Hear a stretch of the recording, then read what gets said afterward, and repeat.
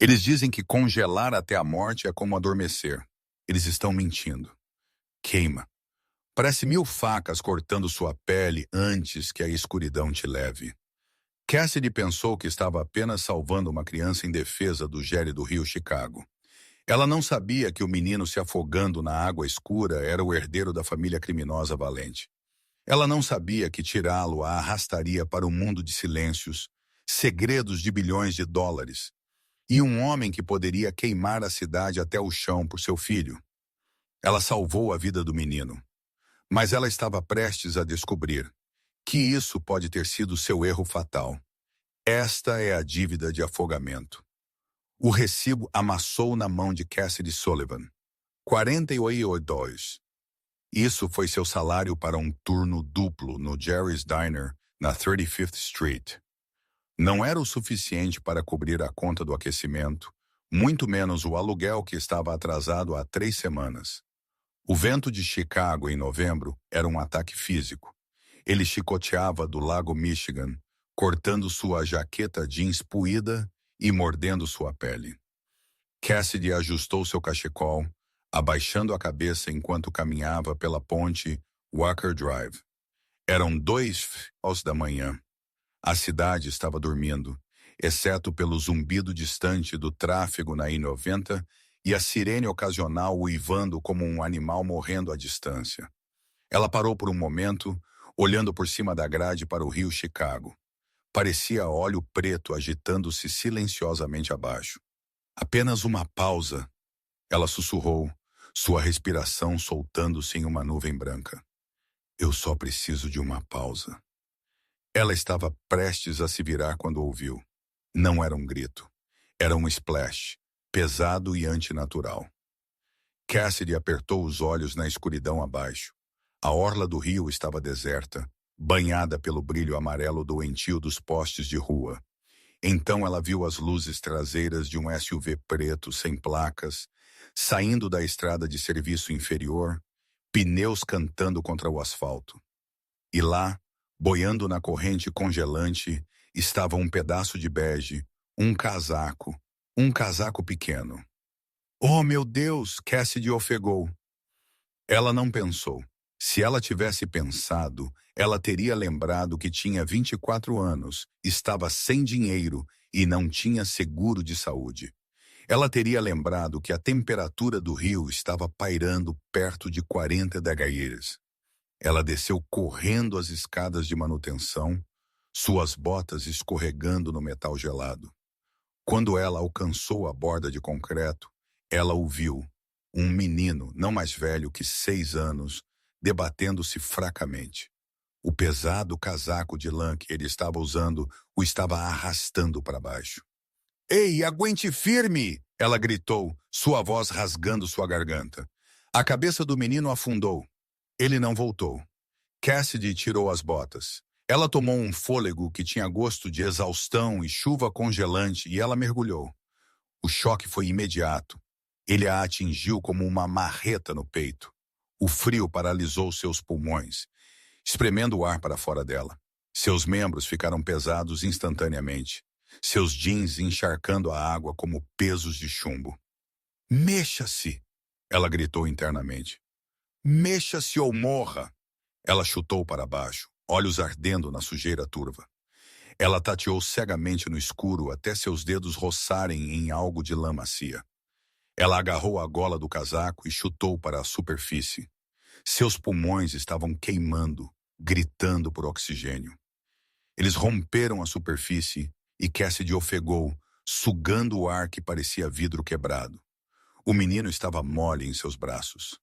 Não, ela cantou, arrastando-o em direção ao aterro de concreto. Ela o puxou para cima no pavimento congelante, raspando suas palmas em carne viva. Ela se arrastou atrás dele, desabando ao lado de seu pequeno corpo.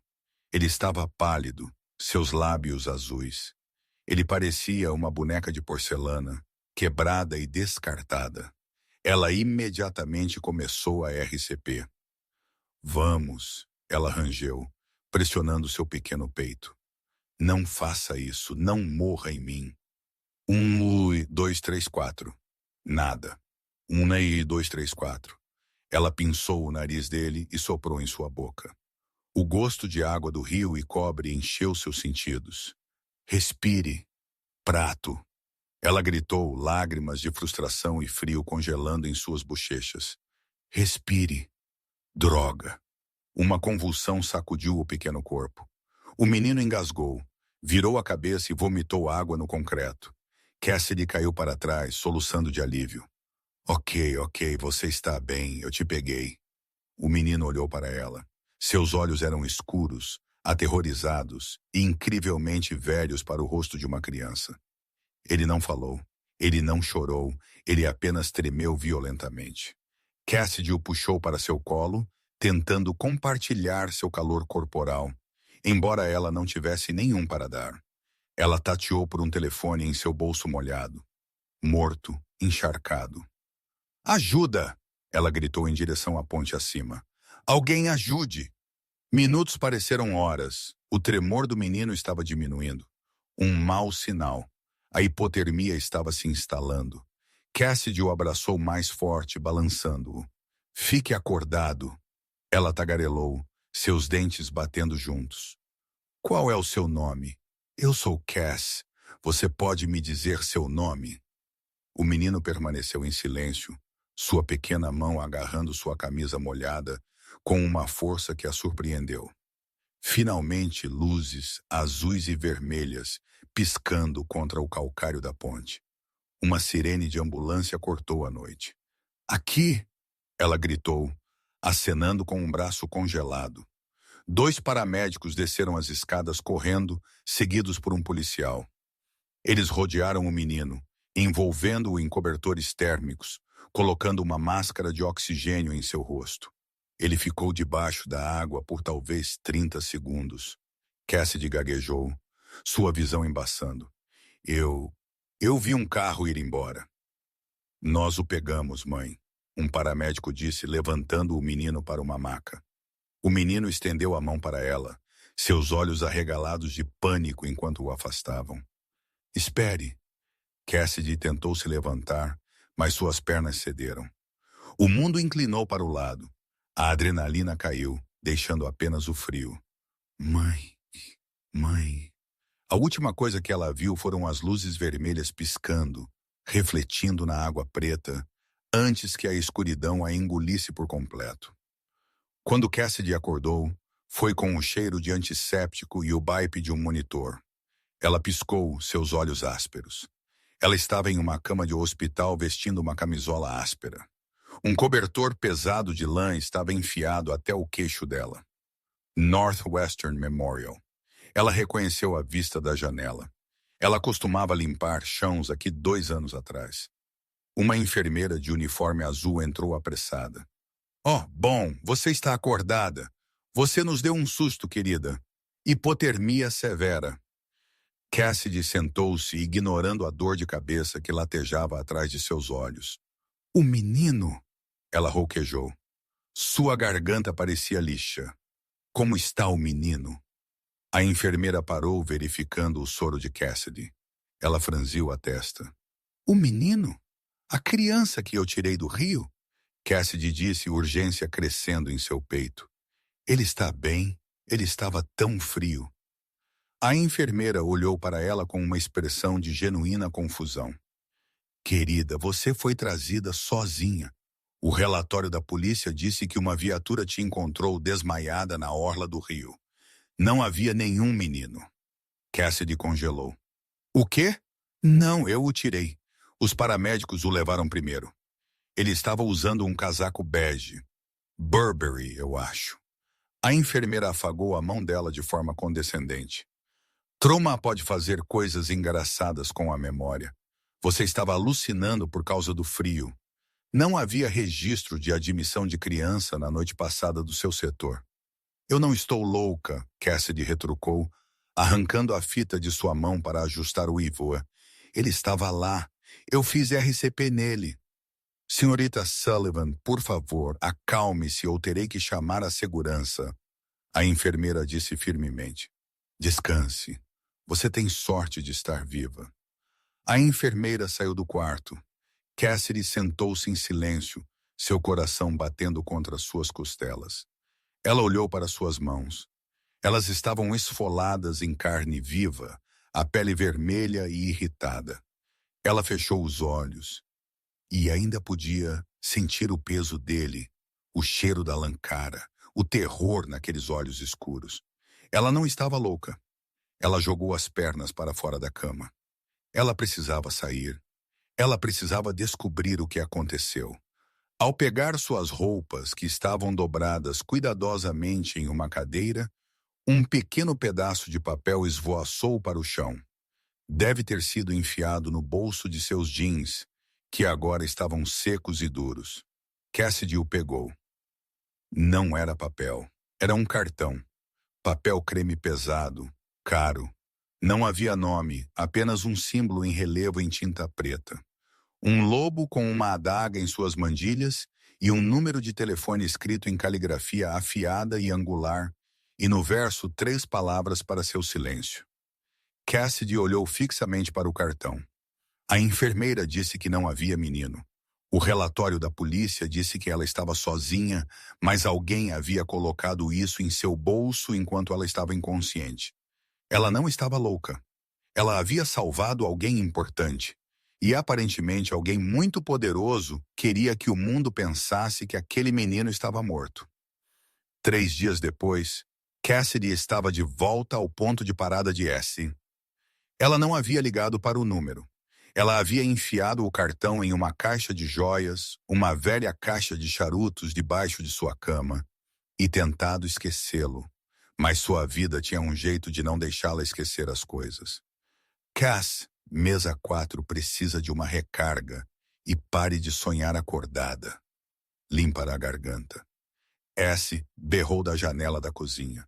Se dera um homem suado que cheirava a cebolas e graxa velha. Estou indo, S, Cassidy murmurou, pegando a cafeteira. Ela sentiu como se estivesse sendo observada. Ela sentiu isso desde que deixou o hospital. Uma sensação de picada na nuca. Quando ela voltou para a caída, ela viu carros diminuindo a velocidade. Quando ela estava em seu apartamento, ela ouviu passos no corredor que pararam bem na porta dela. Ela serviu café para um caminhoneiro que piscou para ela. O ignorou. Quando ela se virou para voltar para o balcão, a campainha acima da porta da lanchonete tilintou. O barulho na lanchonete não parou, mas a atmosfera mudou instantaneamente. Foi como se a pressão do ar caísse. 2 homens entraram. Eles estavam fora de lugar. Sal's era um lugar para camisas de flanela, botas de trabalho e desespero. Estes homens usavam ternos que custavam mais do que o prédio. Corte italiano, cinza carvão, feitos para esconder os coldres que Cassidy sabia que estavam lá. Eles não procuraram uma mesa, eles olharam para ela. Um deles, um limpa-a-garganta, montanha de homem com uma cicatriz atravessando sua sobrancelha de esquerda, caminhou direto para o balcão. Cassidy Sullivan, ele perguntou.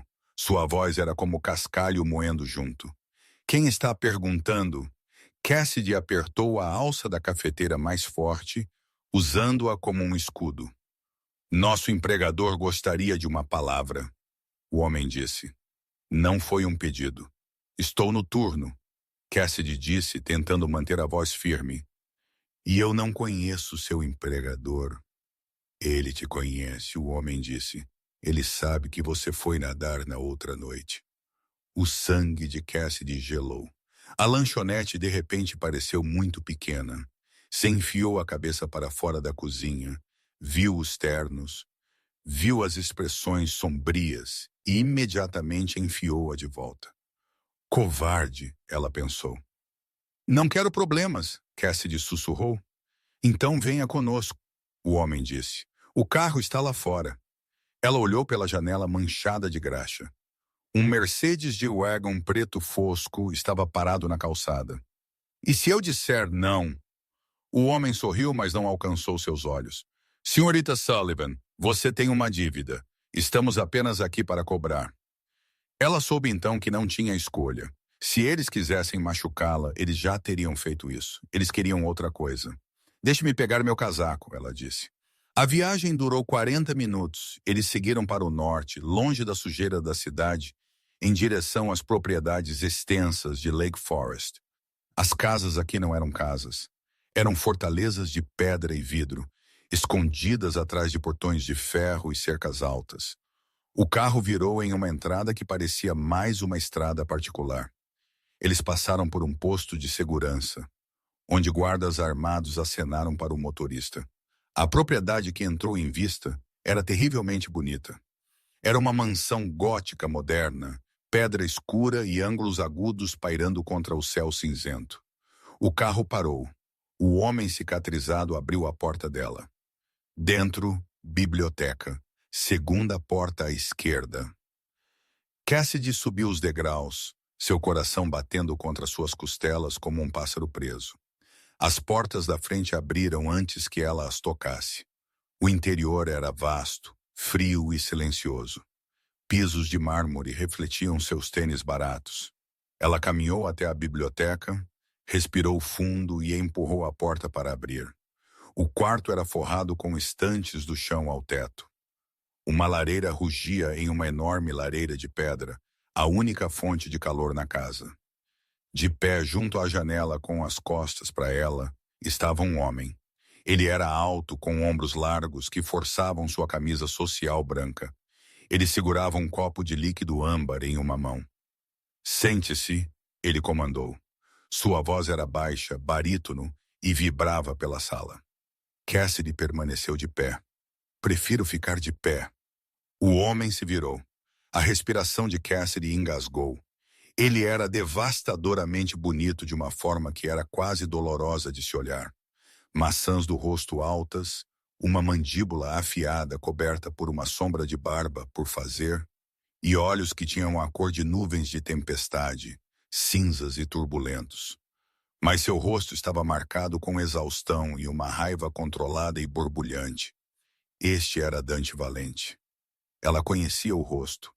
Todos em Chicago conheciam o rosto, embora geralmente estivesse nas notícias sobre supostas acusações de extorsão que nunca se sustentavam, ou galas de caridade que eram fachadas para lavagem de dinheiro. O chefe do sindicato do crime valente, o Capo dei Capi. "Você é mais jovem do que eu esperava", Dante disse, seus olhos a examinando, dissecando-a. "E mais pobre. Eu trabalho para viver." Cassidy retrucou, seu medo momentaneamente substituído por defensividade, ao contrário de algumas pessoas. Os olhos de Dante se estreitaram. Ele tomou um gole de sua bebida. "Você tem uma língua afiada. Tenha cuidado para não se cortar com ela." Ele caminhou até uma mesa e pegou um tablet. Ele tocou na tela e a virou para ela. Vídeo granulado, imagens de segurança. Ele mostrava a orla do rio. Ele mostrava o menino caindo. Ele mostrava Cassidy mergulhando. Ele mostrava ela salvando-o. "Eu assisti isso 50 vezes", Dante disse baixinho. "Minha equipe de segurança." "Limpa-lhe a garganta." "Eles falharam. Meu filho foi tirado de sua cama, drogado, e jogado de uma ponte por uma facção rival. Eles pretendiam me enviar uma mensagem, um herdeiro morto." Ele colocou o tablet no chão. "Mas você..." Ele se aproximou, invadindo o espaço pessoal dela. Ela podia sentir o cheiro dele. Sândalo, uísque e perigo. "Você arruinou a mensagem deles." "Eu só fiz o que qualquer um faria", Cassidy disse, recuando até que suas pernas batessem em uma poltrona de couro. "Não", Dante corrigiu. "A maioria das pessoas teria ido embora, ou filmado para as redes sociais." Você pulou em água quase congelante. "Onde ele está?" Cassidy perguntou. "O menino Léo?" Ela se lembrou de ter visto o nome nos jornais anos atrás. A expressão de Dante suavizou-se por uma fração de segundo. "Ele está vivo fisicamente. Ele está se recuperando mentalmente." Ele se interrompeu, a máscara do chefe frio escorregando. Ele não falou uma palavra desde aquela noite. Ele grita se alguém o toca. Médicos, enfermeiras, até eu. Ele olhou para Cassidy com uma intensidade que a fez fraquejar. "Exceto você." Cassidy piscou. O quê? Os paramédicos me disseram, Dante disse. Ele se agarrou a você. Ele não a soltaria. Você é a única pessoa a quem ele respondeu. Ele voltou para sua mesa e pegou um pedaço de papel. Ele o deslizou pela superfície de mogno. Tenho uma proposta para você, senhorita Sullivan. Cassidy olhou para o papel. Era um contrato. Preciso de alguém em quem Léo confie. Preciso de alguém para observá-lo. Estar com ele 24 horas por dia, 7 dias por semana. Não posso confiar em meus guardas. Um deles o deixou ser levado.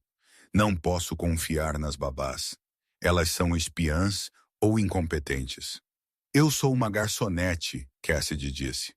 Não sou babá e definitivamente não sou esposa de mafioso. O lábio de Dante se curvou em uma diversão seca. Não estou pedindo uma esposa. Estou pedindo uma cuidadora. Ele apontou para a parte inferior da página. O salário é de $10.000 por mês, mais moradia e alimentação aqui, mais seguro de saúde completo. O queixo de Cassidy caiu. 10 mil. Isso mudou tudo. Essa era sua dívida paga. Essa era uma nova vida. E se eu recusar, então você vai embora, Dante disse friamente. E você volta para sua lanchonete, seu aluguel atrasado e sua vida vazia. E você espera que os homens que jogaram meu filho daquela ponte não descubram que você é a testemunha que viu o carro deles. A ameaça pairava no ar. Não era uma ameaça dele. Era uma declaração de fato. Ela já estava envolvida. Por que eu? Ela perguntou baixinho. Porque você o salvou.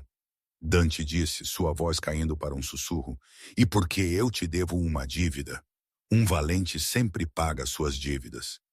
Cassidy olhou para o contrato. Ela olhou para Dante, este homem perigoso e quebrado. Ela pensou no garotinho com os olhos aterrorizados. Ela pegou a caneta. Eu tenho condições, ela disse. Dante levantou uma sobrancelha. Você não está em posição de negociar, senhorita Sullivan. Não quero armas perto do menino, ela disse firmemente. E quero poder sair da propriedade nos fins de semana. Dante a estudou por um longo momento. Então ele assentiu uma vez. Concordado. Cassidy assinou seu nome. Bem-vinda à família, Cassidy, Dante disse. A maneira como ele disse o nome dela, como se fosse um segredo que ele estava guardando, enviou um arrepio por sua espinha. Agora venha, Léo está esperando. A propriedade valente era linda, mas era um túmulo. Essa foi a primeira avaliação de Cassidy após 48 horas dentro das paredes. Os pisos eram de mármore que gelavam seus pés através de suas meias. O silêncio era pesado, quebrado apenas pelo tic-tac rítmico de relógios de pêndulo que custavam mais do que todos os seus ganhos de vida. Seu quarto era adjacente à suíte de Léo. Era luxuoso. Uma cama de dossel, lençóis de seda, um banheiro com uma banheira do tamanho de uma piscina. Mas as janelas eram feitas de vidro à prova de balas e a porta trancava por fora, assim como por dentro. Ela não era uma hóspede. Ela era uma prisioneira bem paga. Cassidy estava na porta do quarto de Léo. O menino estava sentado no chão, rodeado por brinquedos intocados, conjuntos de Lego, carros de controle remoto, tablets.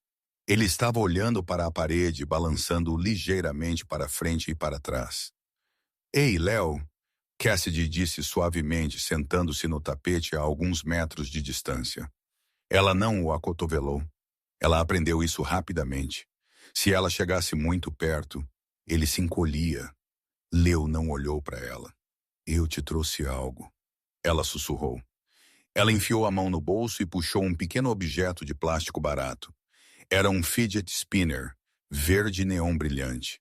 Parecia ridículo contra o tapete persa. Encontrei na minha bolsa. Costumava me ajudar a pensar quando a lanchonete ficava barulhenta. Ela o girou. O som cortou o silêncio. Léo parou de balançar. Seus olhos escuros piscaram em direção ao borrão verde giratório. Você pode tentar, ela disse, deslizando-o pelo chão. Ele olhou para ele até que parou de girar. Então, com uma mão trêmula, ele estendeu a mão. Ele o girou. Ele girou novamente. Uma minúscula, quase imperceptível, respiração de alívio escapou dele. Senhora Sullivan. Cassidy pulou. Uma mulher estava na porta. Era Greta, a governanta-chefe. Ela era uma mulher severa nos seus 60 anos, com o cabelo tão firmemente puxado para trás que parecia doloroso. Ela olhou para Cassidy com desdém mal disfarçado. É senhorita Sullivan. Cassidy corrigiu, levantando-se. O senhor Valente solicita sua presença na sala de jantar. O jantar está servido, Greta disse rigidamente. Lo comerá em seu quarto, como de costume. Não, Cassidy disse. Greta piscou. Com licença. Leo come com o pai dele, Cassidy disse, surpreendendo-se com sua própria ousadia. Ele está aterrorizado, Greta. Isolá-lo não está ajudando. Ele precisa saber que está seguro. O senhor Valente prefere. Eu não me importo com o que ele prefere. Eu sou a cuidadora. Cassidy caminhou até Leo e estendeu a mão. Leo está com fome. O menino olhou para a mão dela, depois para a porta. Então, lentamente, ele se levantou e apertou o dedo mínimo dela. A boca de Greta formou uma linha fina, mas ela se afastou. A sala de jantar era um salão cavernoso com uma mesa longa o suficiente para sentar 20 pessoas. Dante sentou-se à cabeceira, um copo de vinho tinto à sua frente, lendo um dossiê. Ele levantou os olhos quando entraram, seus olhos cinzentos se arregalando ligeiramente quando viu seu filho. Ele está comendo conosco, Cassidy anunciou, puxando uma pesada cadeira de carvalho para Leo bem ao lado de Dante, não na outra extremidade. Dante olhou para Cassidy, depois para o menino aterrorizado. Ele lentamente fechou o dossiê. Muito bem. A refeição foi excruciante. Servos colocaram pratos de pato assado e risoto de trufas na frente deles. O silêncio era sufocante. Dante comeu com precisão mecânica. Leo cutucou sua comida, seus olhos percorrendo o quarto. Então, Cassidy disse, sua voz ecoando alto demais. Alguém quer falar sobre como os ursos estão jogando? Dante parou de mastigar. Ele olhou para ela como se ela tivesse acabado de falar algo alienígena. Eu não acompanho o futebol. Certo, claro, muito ocupado governando o submundo. Ela murmurou entre dentes, tomando um gole de água.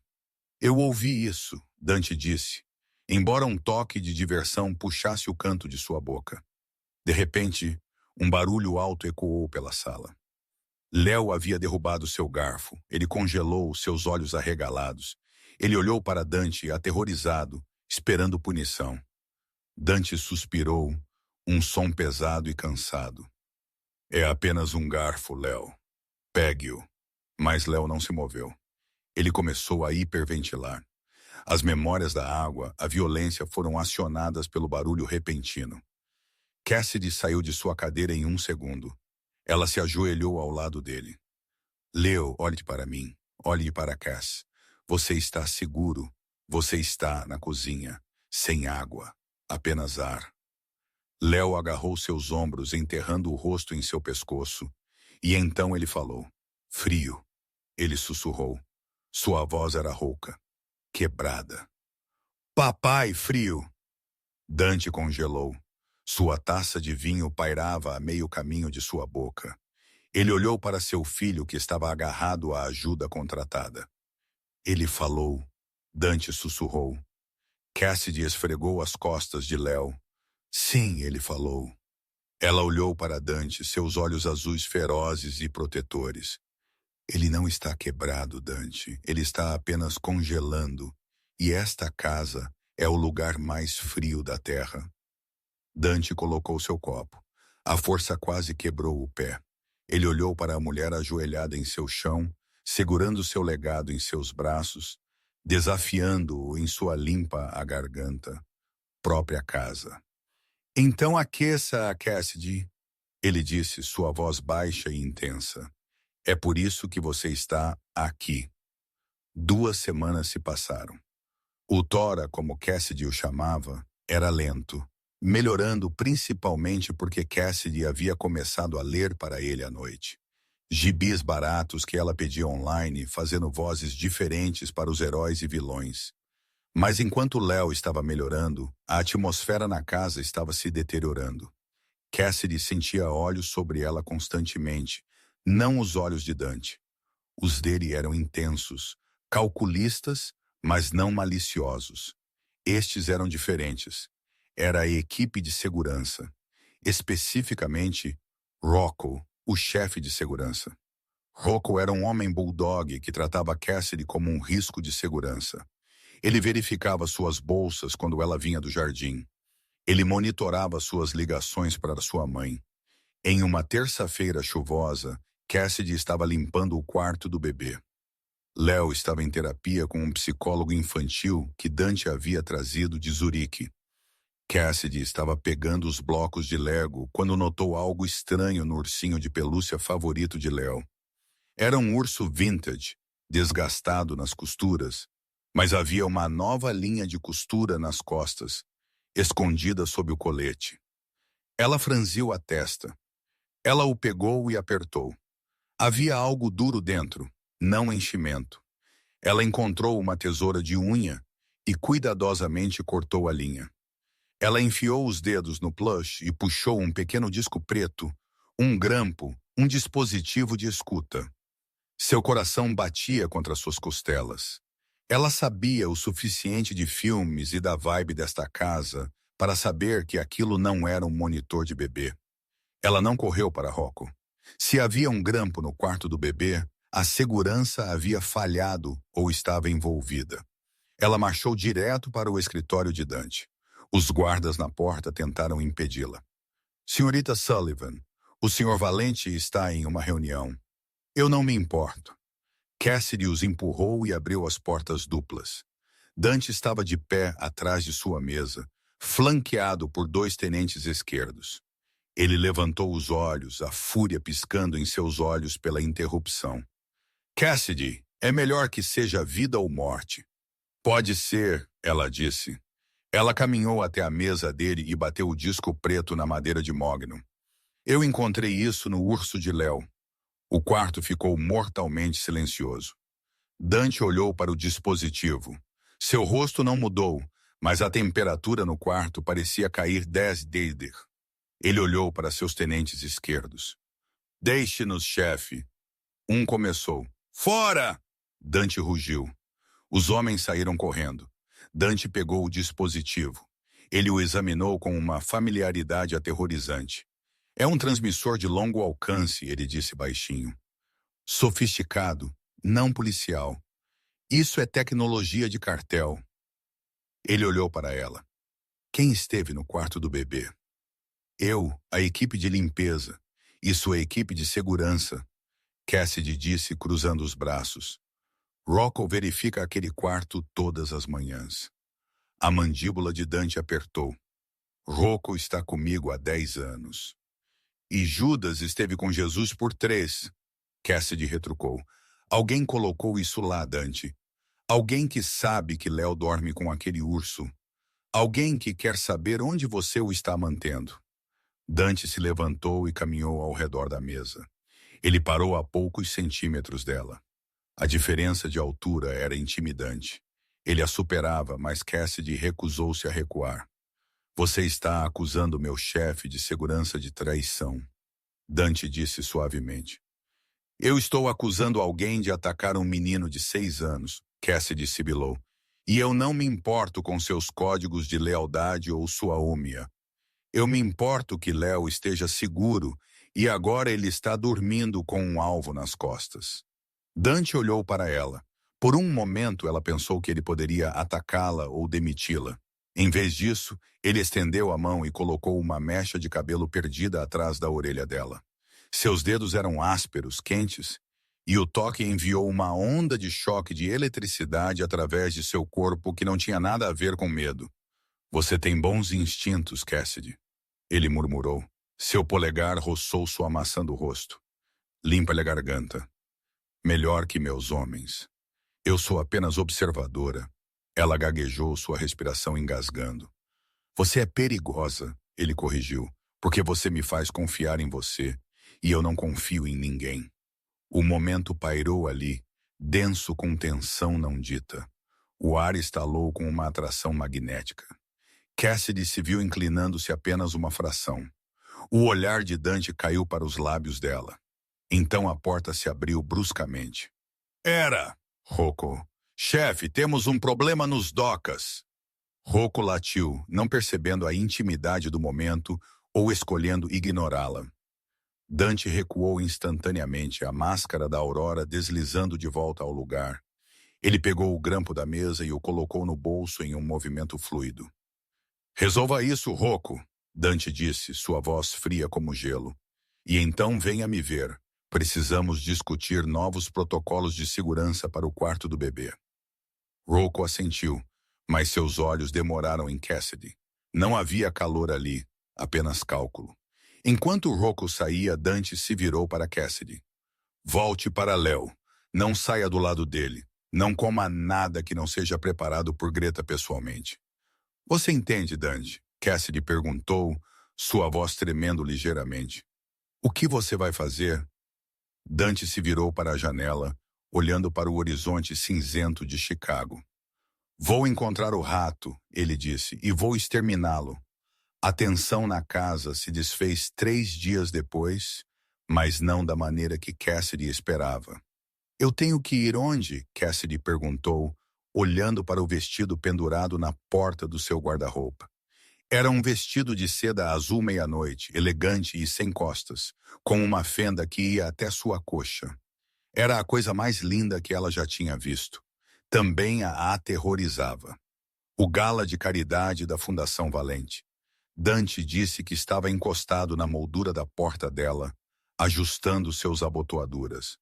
Ele usava um smoking que lhe caía como uma segunda pele. Ele parecia James Bond. Se James Bond fosse um impiedoso senhor do crime, eu não posso ir a um gala, Dante. Eu não sei qual garfo usar. Eu sou uma garçonete do lado sul. Você é a guardiã de Léo, Dante disse. E Léo deve fazer uma aparição. Rumores estão circulando que ele está com morte cerebral ou aleijado. Nossos inimigos sentem cheiro de sangue na água. Precisamos mostrar a eles que ele é forte, que nós somos fortes. Então eu sou um adereço? Cassidy perguntou, sentindo uma pontada de mágoa. Não, Dante caminhou até ela. Ele pegou o cabide da mão dela. Você é o escudo dele. Ele não entrará naquela sala sem você. Ele deixou isso bem claro. Cassidy suspirou. Ela olhou para o vestido. Eu tenho que usar saltos? Idealmente, o gala foi realizado no grande salão de baile do Palmer House Hotel. Era um mar de diamantes, smokings e sorrisos falsos. Cassidy se sentiu como uma impostora. O vestido caiu perfeitamente. Dante havia adivinhado o tamanho dela com precisão inquietante, mas ela se sentiu exposta. Ela segurou a mão de Léo firmemente. O menino usava um smoking em miniatura, parecendo adorável, mas pálido. Cabeça erguida, Dante sussurrou em seu ouvido enquanto entravam no salão de baile. A mão dele repousava na parte inferior de suas costas, uma marca de posse ardente. Se você parecer assustada, eles vão te comer viva. Quem são eles? Cassidy sussurrou de volta através de um sorriso. Todos, Dante respondeu. A noite foi um borrão de flashes e apertos de mão. Dante a apresentou simplesmente como Cassidy, a governanta de Léo. Ela viu os olhares que as esposas da sociedade lhe deram. Julgadores, curiosos, invejosos. Ela viu os olhares que os homens lhe deram. Famintos. Dante ficou perto.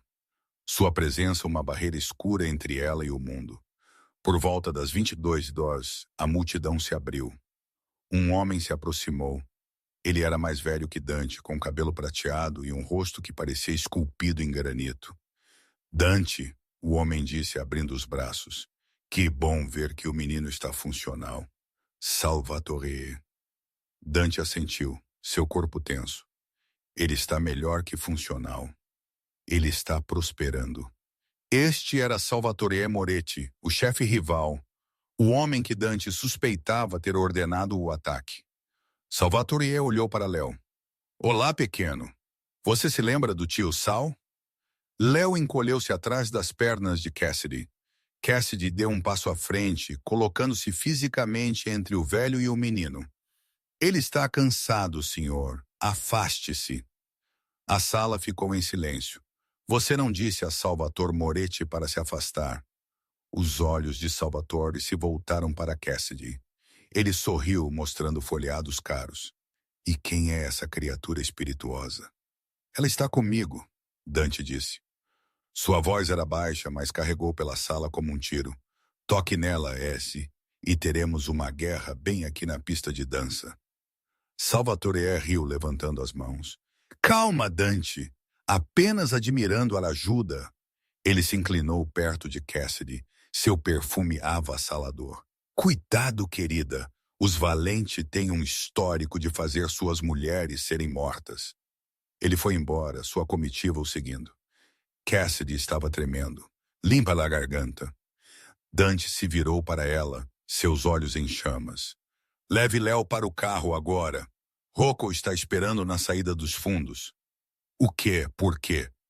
Porque se acabou de dar o sinal. Dante disse, examinando a sala. Estamos saindo. Cassidy agarrou a mão de Léo e se moveu em direção à saída da cozinha. Ela se moveu pela multidão, coração batendo forte. Ela empurrou as portas vai e vem para a cozinha. Estava vazia, muito vazia. Rocco, ela chamou.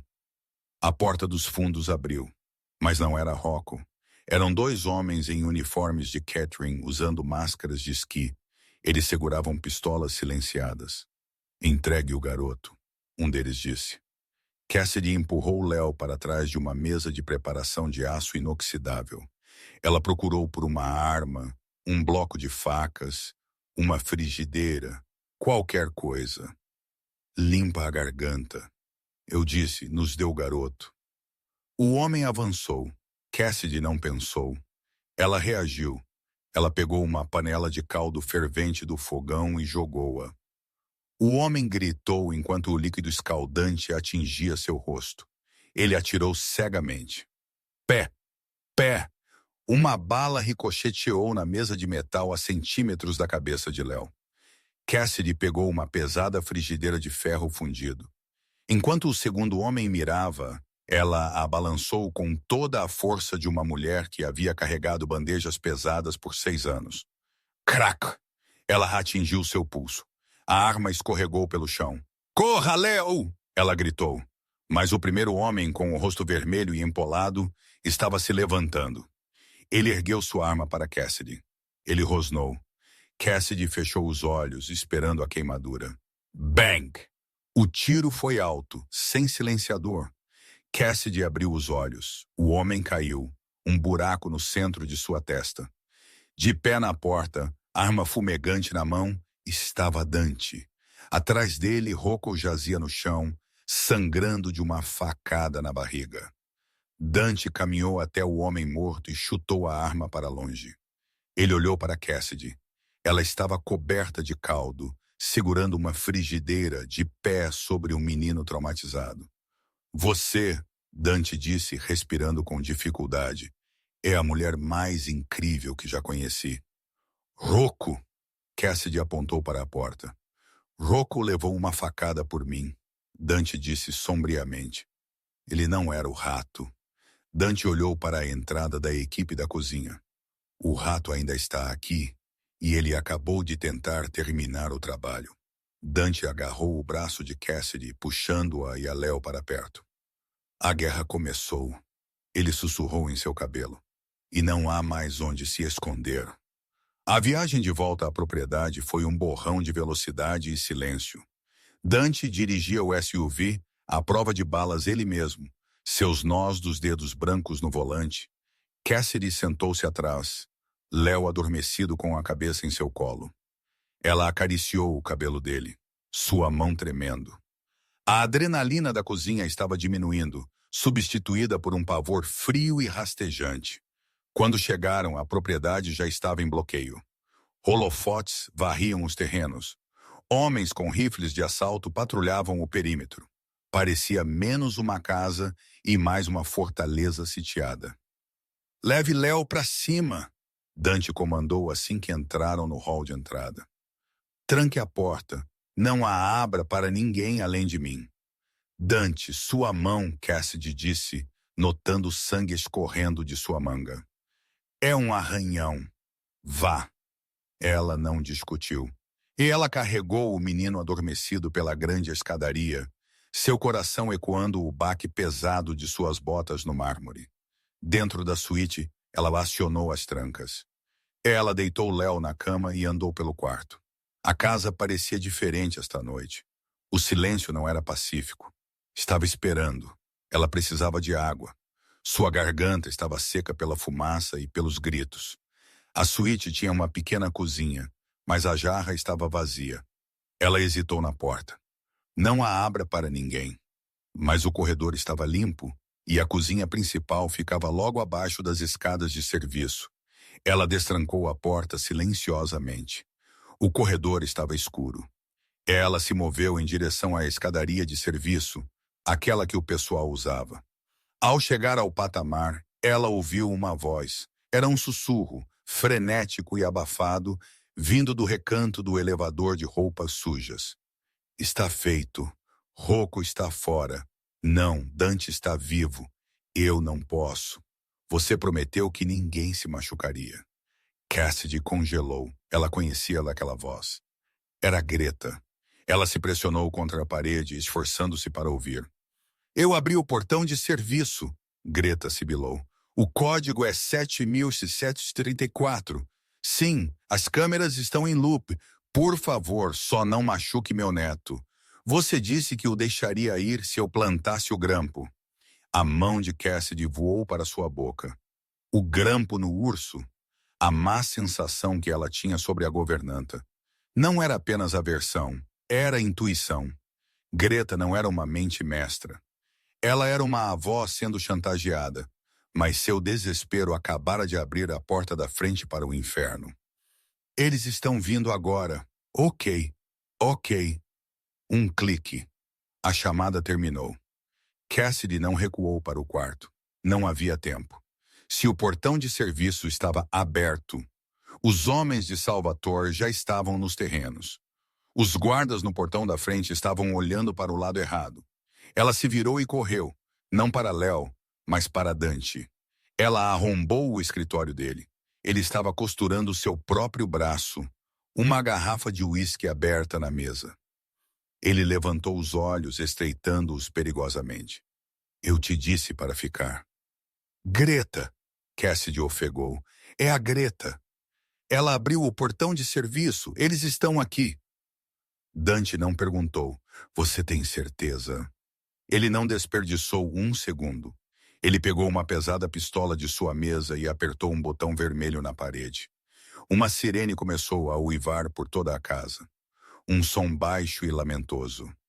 "Pegue, Léo", ele disse, sua voz calma, terrivelmente firme. "Vá para o quarto do pânico no porão. Não pare." Crash! O som veio de baixo.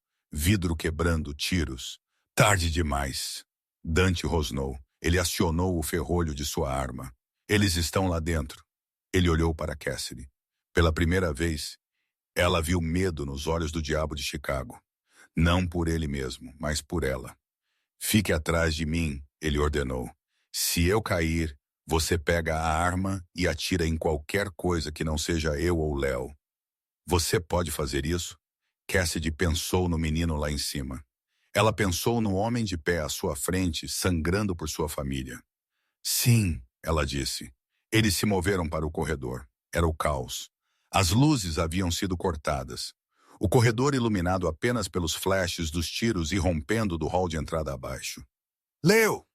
Cassidy gritou, correndo em direção ao quarto. Ela alcançou a porta. Estava entreaberta. Seu sangue gelou 2 vezes. Ela o havia trancado. "Leo!" Ela arrombou o quarto. A cama estava vazia. A janela estava lá aberta. O vento frio de novembro ondulando as cortinas. Ela correu para a janela. Uma escada estava encostada no parapeito. Abaixo, no gramado, Ela viu duas formas escuras arrastando uma pequena figura se debatendo em direção à linha de árvores. Dante! Ela gritou, sua voz rasgando de pânico puro. Eles o pegaram. Eles o estão levando para o rio. Dante apareceu ao lado dela. Ele olhou pela janela, viu as figuras e seu rosto ficou branco. Era um olhar de pura e indomável morte. Fique aqui, ele disse. Não. Cassidy agarrou o braço dele. Eu sei nadar. Você não pode pegá-los na água. Dante olhou para ela. Ele viu o fogo em seus olhos. A garçonete se fora. A sobrevivente permaneceu. Mexa-se, ele disse. Eles não pegaram as escadas. Eles saíram pela janela, deslizando pela escada que os sequestradores haviam usado. Eles atingiram a grama correndo. Tiros irromperam ao redor deles. Dante revidou, derrubando um homem que saiu das sombras. Cassidy não vacilou. Ela manteve os olhos no pequeno casaco bege, desaparecendo na floresta escura perto da margem do rio. Eles estavam indo para a casa de barcos. Salvatore não estava apenas sequestrando Léo. Ele ia terminar o que começou. Ele ia afogar o herdeiro onde o rio havia falhado na primeira vez. Cubra-me! Dante gritou. Ele saiu da cobertura, atraindo o fogo de 3 homens guardando o caminho. Cassidy usou a distração. Ela se abaixou sob os galhos baixos dos salgueiros chorões, correndo em direção à água. Seus pulmões queimavam, suas pernas gritavam, mas ela não diminuiu a velocidade. Ela alcançou a casa de barcos assim que o motor de uma lancha rugiu para a vida. A lancha estava solta, afastando-se do cais. Na popa, um homem maciço segurava Léo pela nuca. Ao volante estava o próprio Salvatore Moretti rindo ao vento. Muito lento, querida. Salvatore gritou sobre o rugido do motor. Cassidy estava na beira do cais. O barco estava a 10 pés de distância. 15. Ela não pensou no frio. Ela não pensou nas balas. Ela correu. Ela atingiu o final do cais de madeira e se lançou no ar. Foi um salto desesperado e impossível. Seus dedos se agarraram contra o casco de fibra de vidro escorregadio do barco. Ela bateu na lateral, suas costelas rachando contra o corrimão. Mas ela se segurou. Ela se arrastou sobre a amurada, ofegando. O quê? O guarda segurando Léo se virou. Cassidy não tinha uma arma. Ela tinha raiva. Ela chutou o guarda diretamente no joelho. A articulação estalou com um estalo nauseante. O homem uivou e soltou Léo. Abaixe-se, Léo! Cassidy gritou. O menino se enfiou debaixo do painel. Salvatore abandonou o volante puxando um revólver banhado a ouro de sua jaqueta. Sua pequena rata persistente. O barco guinou descontroladamente, desequilibrando Cassidy. Ela deslizou pelo convés molhado. Salvatore apontou a arma para o peito dela. Clique, falha!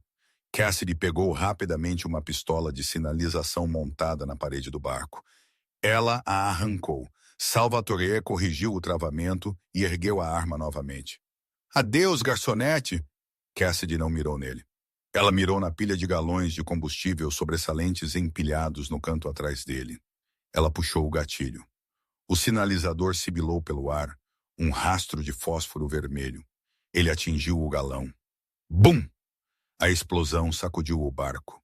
Uma parede de fogo irrompeu entre Cassidy e Salvatore. O velho mafioso gritou enquanto o calor engolfava a parte traseira da embarcação. Pule, Léo! Cassidy agarrou o menino. Eu não sei nadar! Léo guinchou, paralisado pela água preta. Eu sei! Cassidy gritou. Confie em mim. Ela envolveu os braços ao redor dele, protegendo sua cabeça, e jogou os dois para fora da lateral. Eles atingiram a água congelante. O choque foi tão ruim quanto da primeira vez. Mas desta vez, Cassidy tinha uma missão. Ela chutou com força, emergindo longe do naufrágio em chamas do barco. Detritos choveram ao redor deles. O barco era um inferno flutuante descendo a correnteza. Agarre-se em mim! Cassidy ofegou, batendo os pés na água. Eu te peguei. Da margem, um holofote os atingiu. Cassidy semicerrou os olhos contra o brilho. Eram os homens de Moretti. Era o fim? Cassidy! A voz era áspera, quebrada. Dante. Ele estava entrando no rio, seu terno caro arruinado, a água até o peito. Ele estendeu a mão. Cassidy chutou em direção a ele. Sua limpa a garganta, força estava falhando. O frio estava se infiltrando em seus ossos, desligando-a. Dante agarrou seu braço. Ele puxou os dois para perto dele, esmagando-os contra seu peito. Ele estava tremendo. O invencível chefe da máfia estava tremendo. Ele os carregou os dois para a margem. Ele desabou na grama, Léo imprensado entre eles. Ele está morto? Dante perguntou, olhando para o barco em chamas. Ele se foi. Cassidy sussurrou, seus dentes batendo. Acabou. Dante olhou para ela. Seu cabelo estava emaranhado com água do rio, seu vestido rasgado, seu rosto machucado. Você o salvou? Dante disse, sua voz densa de emoção. De novo? Esse é o meu trabalho. Cassidy conseguiu um sorriso fraco. Está no contrato. Dante riu. Foi um som seco e enferrujado, mas era real. Ele se inclinou e pressionou sua testa contra a dela. Contrato é nulo, ele sussurrou. Isso significa que estou demitida? Não, Dante disse. Ele afastou uma mecha de cabelo molhada de seu rosto. Significa que você foi promovida. Posição permanente. Ele a beijou. Estava frio e molhado e tinha gosto de água do rio e fumaça, mas foi a coisa mais quente que Cassidy já sentiu. Papai. Eles se separaram. Léo estava sentado, envolto na jaqueta de Dante. Ele olhou para o barco em chamas, depois para Cassidy. Você explodiu? O homem mau? Léo perguntou. Cassidy hesitou. Sim, Léo assentiu solenemente. Legal. Dante jogou a cabeça para trás e riu, um som de puro alívio ecoando na noite de Chicago. 6 meses depois, o sol de primavera estava quente no terraço.